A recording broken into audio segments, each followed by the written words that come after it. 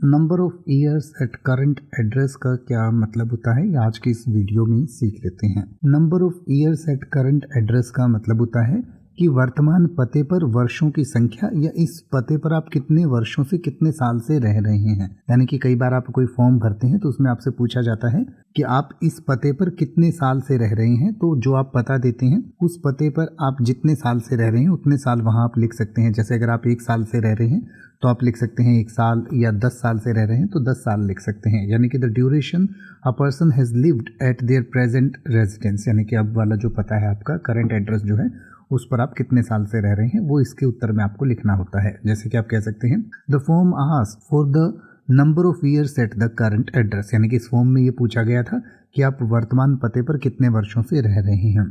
या फिर आप कह सकते हैं he has been living at his current address for 5 years, यानी कि वो अपने वर्तमान पते पर 5 साल से रह रहा है। अब आप किसी भी वर्ड का मतलब हिंदी और इंग्लिश में YouTube पर सर्च कर सकते हैं। आपको मेरी वीडियो मिल जाएगी जिसमें आप बिना किसी फालतू बकवास के सीधा उस वर्ड का मतलब समझ पाएंगे। तो ऐसी ही वीडियोस को देखते रहने के लिए चैनल को सब्सक्राइब करें और बेल आइकन को प्रेस करें।